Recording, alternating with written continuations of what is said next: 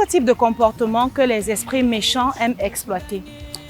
La parole de Dieu nous fait comprendre que Jésus nous a rachetés de la malédiction de la loi, étant devenu malédiction pour nous. Normalement, les enfants de Dieu n'ont plus à ressembler à aucune forme de malédiction. Ils n'ont plus à être sous l'emprise d'aucune malédiction, ni même à sembler l'être. Mais j'aimerais qu'on puisse voir ensemble aujourd'hui 4 types de comportements que les esprits méchants peuvent exploiter à leur faveur pour essayer de faire croire qu'un enfant de Dieu peut encore être sous une malédiction. Le premier type de comportement, c'est quoi? C'est le vide. Partout où il y a le vide, Satan court là-bas pour remplir cet endroit. Alors, comment est-ce que le vide opère pour affaiblir les enfants de Dieu? La Bible dit dans Matthieu 12, au verset 44, que lorsqu'un esprit méchant a été chassé, il s'en va chercher 7 autres qui sont plus forts que lui. Et il revient, il trouve la maison balayée, ornée, mais vide. Cette maison est balayée, elle est ornée, mais elle est vide. Il ne suffit pas d'être sanctifié, il ne suffit pas d'être propre.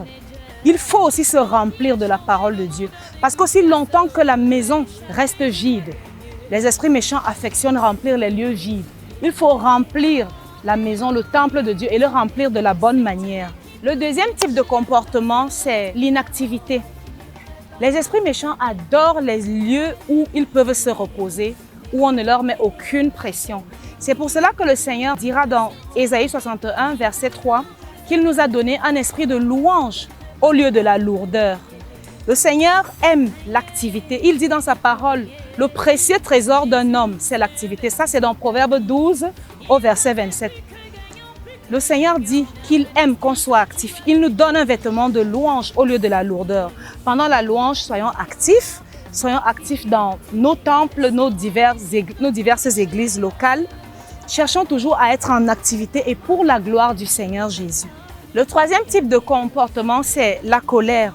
Alors, le docteur David Olukoya a rapporté cette histoire dans un de ses livres, qu'il y avait des sorciers qui essayaient d'atteindre une femme.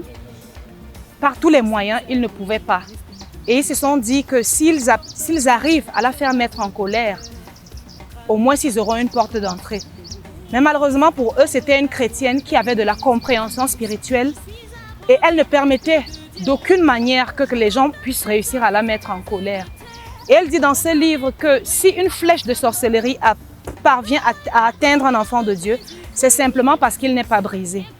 Donc, nous devons travailler au maximum notre accès à la colère. La Bible déclare dans Éphésiens chapitre 4, verset 26, que si nous nous mettons en colère, nous ne devons pas pécher et le soleil ne doit pas se coucher sur notre colère. La colère est donc une puissante porte d'entrée pour les esprits impurs, une puissante excuse pour les esprits impurs de pouvoir essayer de se montrer fort. Le dernier type de comportement, c'est l'attitude de victime. C'est une grande erreur pour un enfant de Dieu de croire qu'il est une victime.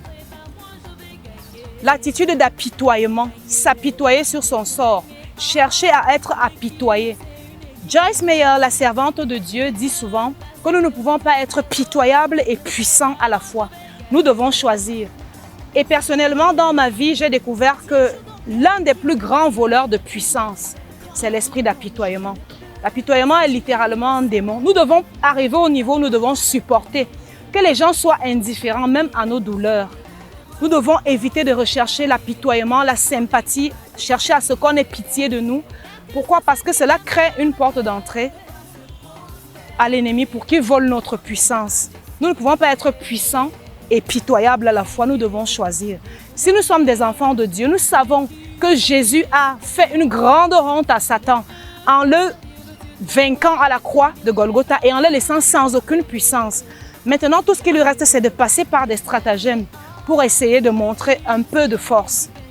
Donc, l'apitoiement est un de ces comportements par lesquels il passe pour essayer d'atteindre les enfants de Dieu. Je sais par la grâce de Dieu que cette petite capsule va édifier quelqu'un et que nous allons tous sortir de ces comportements.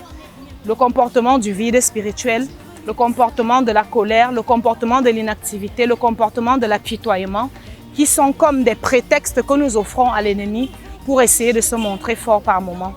Mais cela ne sera plus notre cas au nom de Jésus et que le Seigneur nous bénisse abondamment.